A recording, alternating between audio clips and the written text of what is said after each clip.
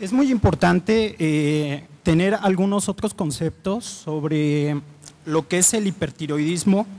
Principalmente el hipertiroidismo se define como una sobreproducción de hormonas tiroideas que van a estar dadas por la propia glándula tiroides.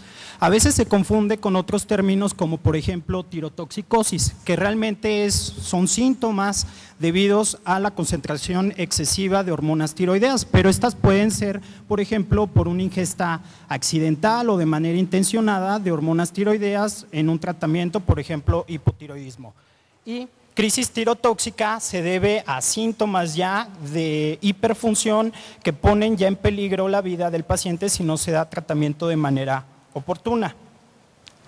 La prevalencia de hipertiroidismo es realmente menor en la población pediátrica si la comparamos con la población adulta.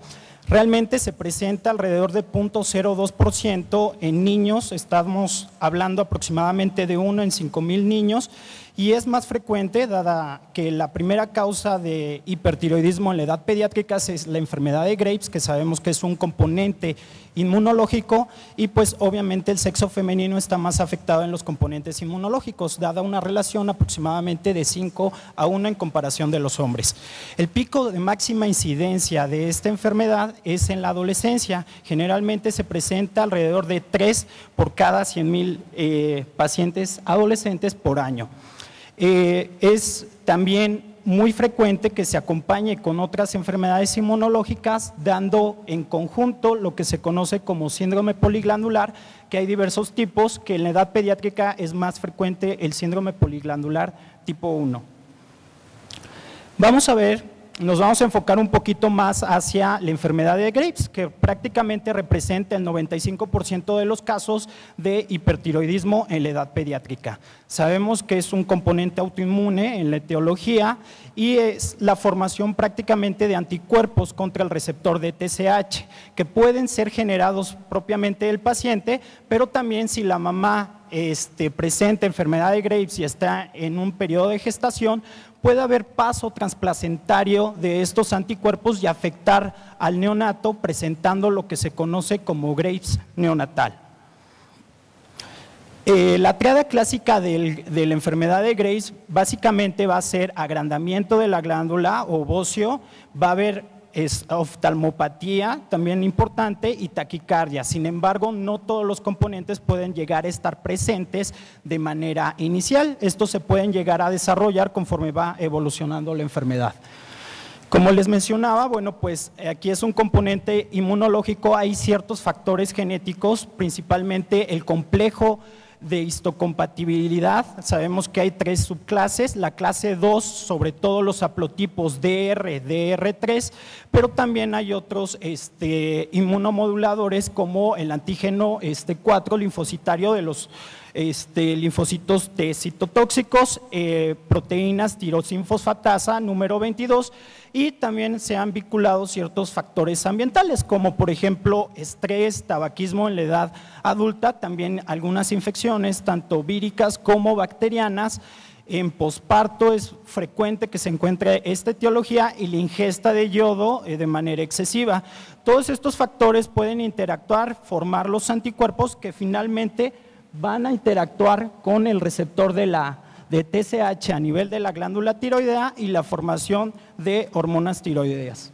Aquí podemos ver un poquito más acerca de la fisiopatología de la enfermedad de Graves, en el cual vemos, por ejemplo, una disfunción de las células T supresoras que van a permitir la expresión y proliferación de los linfocitos T cooperadores, que al finalmente van a proliferar e interactuar con las células B, provocando su diferenciación hacia células plasmáticas y formación de anticuerpos contra el receptor de TSH.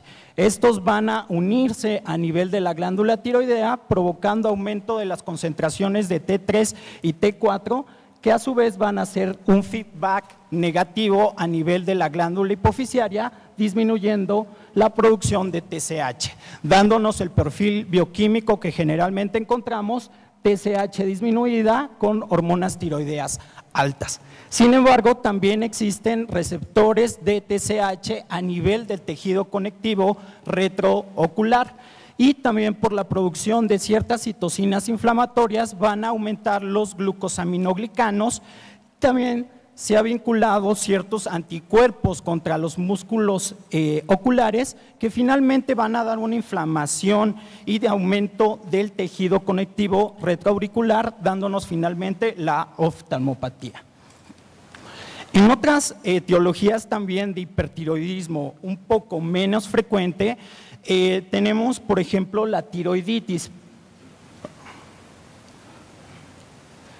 Principalmente la tiroiditis de Hashimoto. Sabemos que la tiroiditis de Hashimoto va a tener tres fases principalmente. Una es una inflamación de manera inicial con destrucción de esas células que finalmente van a dar una liberación de las hormonas preformadas, por lo cual pueden tener una fase de hipertiroidismo.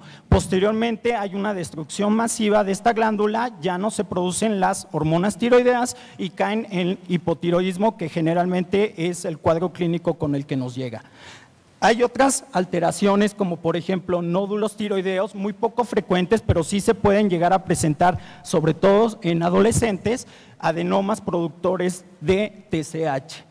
Carcinomas tiroideos es menos frecuente que lleguen a dar un cuadro de hipertiroidismo. Algo también muy importante que se presenta en la edad pediátrica es el síndrome de McCune-Albright, en el cual es caracterizado por un estado de pubertad precoz, una displasia fibrosa poliostótica, pero también puede llegar a acompañarse con hipertiroidismo, mutaciones activadoras del receptor de TSH y también puede haber hipersecreción de TSH secundario a un adenoma a nivel de hipófisis o alteraciones en el receptor de las hormonas tiroideas, dándonos un cuadro de resistencia a ellas. Algo también muy frecuente que se utiliza en la edad pediátrica para hacer algún método, sobre todo de gabinete, es la utilización de medios de contraste que contienen cierta cantidad de yodo, que ésta puede formar más hormonas tiroideas y provocar un estado de hipertiroidismo. Algo que también utilizan mucho en cardiología es el uso de amiodarona. Amiodarona puede llegar a dar hipertiroidismo por dos mecanismos. Recordemos que la amiodarona contiene alrededor de 32 gramos de yodo y al principio esto puede hacer de que se produzcan más hormonas tiroideas, pero también el segundo mecanismo es de que es citotóxico para el folículo tiroideo. Lo que va a provocar es una destrucción de esta célula con la liberación de estas hormonas preformadas. También la ingesta accidental de lo que es las hormonas tiroideas, ya sea un intento suicida o que esté en tratamiento sustitutivo y que se le dé una dosis de manera incorrecta. Vamos a ver que el cuadro clínico, bueno, ya son los datos que ustedes ya conocen, como a nivel del sistema nervioso central, la habilidad emocional, datos de ansiedad, temblor fino, pueden llegar a incluso presentar convulsiones y un estado de coma ya en estados muy graves. A nivel gastrointestinal puede ser caracterizado los cuadros como de diarrea, ¿sí? Aumento del apetito, disminución del peso. A nivel cardiovascular pueden llegar a tener palpitaciones, dolor precordial, hipertensión arterial, taquicardia sinusal y fibrilación auricular. La fibrilación auricular realmente es poco frecuente en la edad pediátrica, es mucho más en el adulto mayor.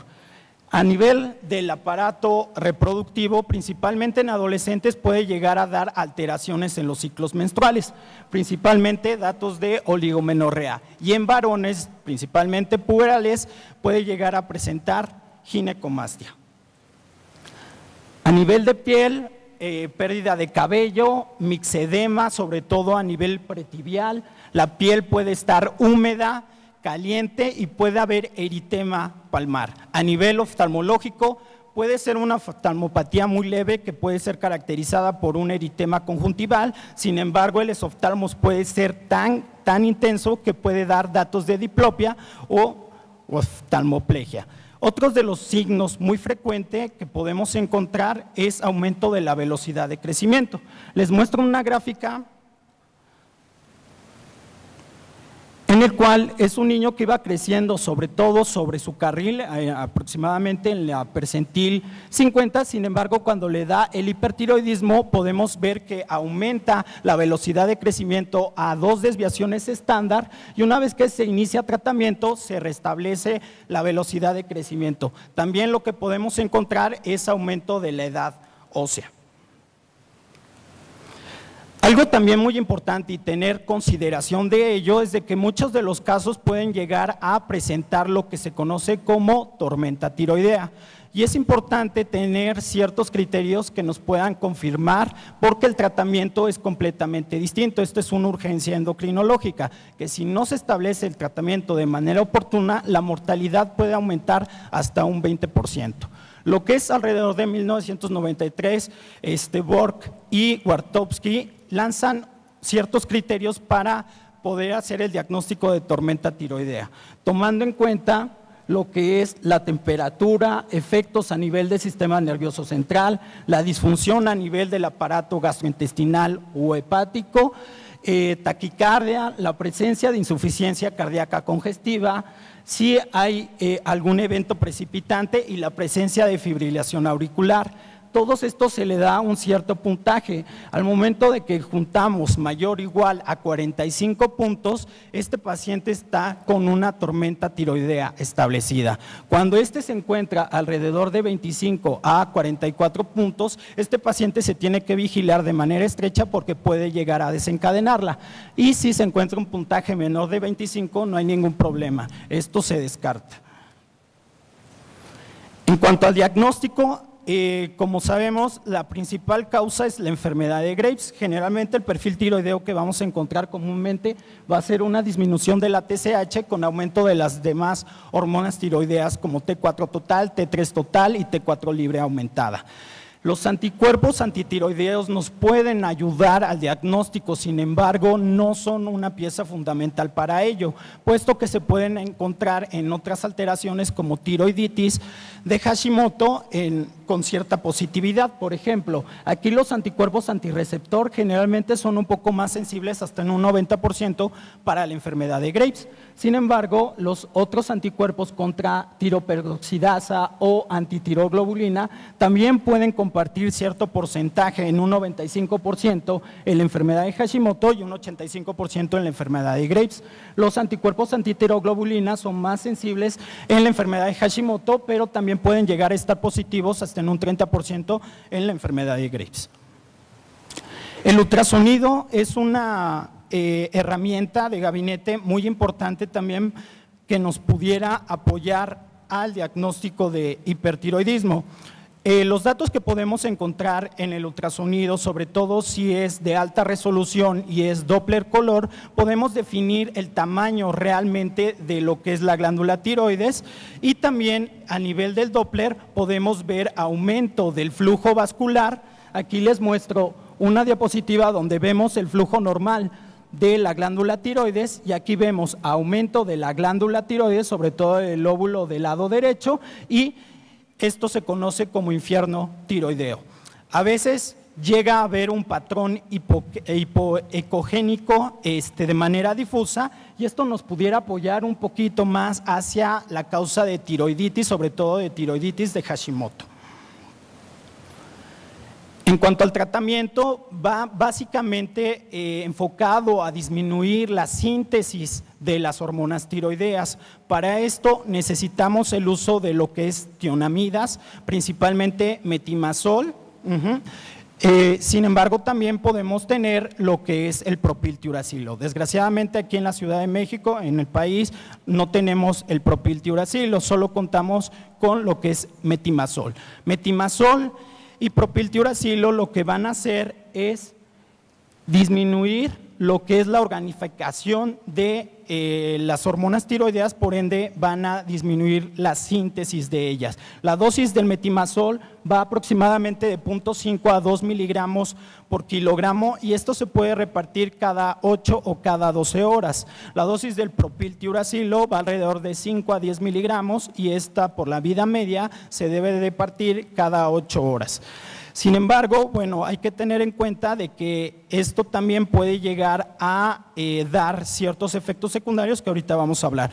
La respuesta clínica la vemos aproximadamente entre la segunda y cuarta semana y van a tener también un efecto inmunomodulador, entonces también pueden ayudar a disminuir la oftalmopatía principalmente. Sin embargo, hay que tomar en cuenta de que menos del 30% de los pacientes pueden llegar a lograr la remisión incluso en un periodo de 2 años.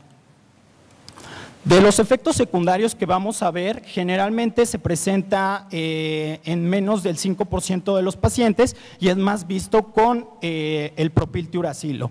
Los efectos pueden ir desde leves, como por ejemplo urticaria, prurito, artralgias, puede haber alteraciones en el sabor de los alimentos, puede haber artritis o leucopenia de manera transitoria. También es dosis dependiente, hay que tener mucho cuidado porque a mayor dosis podemos tener mayores efectos secundarios. De los graves y más temibles son agranulocitosis, que esto se puede presentar en 3 de cada 1000 pacientes que se le inicia este tipo de tratamiento.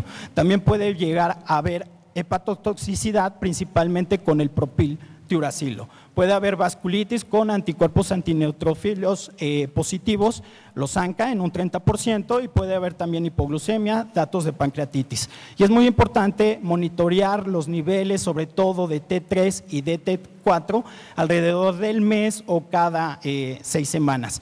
Los niveles de TSH no nos sirven, ¿por qué? Porque estos tardan en poderse nivelar. También algo que nos puede ayudar a disminuir los síntomas son los betabloqueadores. Estos se inician durante las primeras semanas de tratamiento y van a ayudar a disminuir todos los datos, la sintomatología cardiovascular, como por ejemplo taquicardia, temblor fino, hiperhidrosis, la retracción palpebral. La dosis va desde 0.5 a 2 miligramos por kilogramo por día. Y hay que suspenderlo cuando se alcanzan ya el eutiroidismo y también cuando hayan disminuido también los síntomas. Está contraindicado en pacientes con asma y con insuficiencia cardíaca. Algo que también es importante en el tratamiento de los niños es el yodo radioactivo. Sin embargo, el yodo radioactivo por parte de la FDA está indicado en niños mayores de 8 años. Puesto que no existen estudios a nivel de niños pequeños en los cuales nos haya dado seguridad del uso de este tratamiento. Alrededor del 88 al 90% de los pacientes que se les da este tipo de tratamiento logran la disminución de esta enfermedad, la remisión de la enfermedad, y es muy importante de que antes de que se le dé el yodo radioactivo deben de tener un puente con tratamiento con drogas antitiroideas, que obviamente se tienen que suspender alrededor del 5 o 7 días previo a la administración de yodo, puesto que se puede llegar a interferir la captación de los mismos. Y hay varias modalidades de administración, se pueden dar dosis fija, pero también se pueden llegar a dar dosis calculadas. El efecto lo podemos tener desde las 6 a las 18 semanas, sin embargo hay que tener en cuenta que puede agravar la oftalmopatía de estos pacientes y va a estar contraindicado en embarazo y en lactancia. La cirugía es un recurso poco recurrido en pacientes pediátricos, solo cuando hay efectos secundarios a las drogas antitiroideas o cuando el bocio es demasiado grande. Estamos hablando de 80 gramos aproximadamente de la glándula tiroides cuando hay una oftalmopatía importante, y se recomienda de que sea la tiroidectomía total, puesto que si hacemos una tiroidectomía subtotal tiene un riesgo de recurrencia aproximadamente del 5 hasta el 15%. Las complicaciones, si no es elaborada por un experto en tiroides, que estamos hablando de que debe de operar alrededor de 50 tiroides por año, pues puede haber aumento en la incidencia de parálisis del nervio recurrente laríngeo y también alteraciones o que también se lleven lo que son las paratiroides. Otras alternativas ya poco frecuentes son el carbonato de litio, que bloquea la liberación de la síntesis de hormonas tiroideas, el perclorato de potasio, que inhibe la captación de yodo a nivel de la glándula tiroides, colestiramina. Esto sí lo podemos utilizar realmente cuando hay una ingesta accidental o intencionada de hormonas tiroideas, puesto que va a disminuir la reabsorción de las hormonas porque éstas tienen una circulación enterohepática. Y a veces la reducción de estas concentraciones mediante otros métodos como plasmaféresis, hemodiálisis o hemoperfusión. Gracias.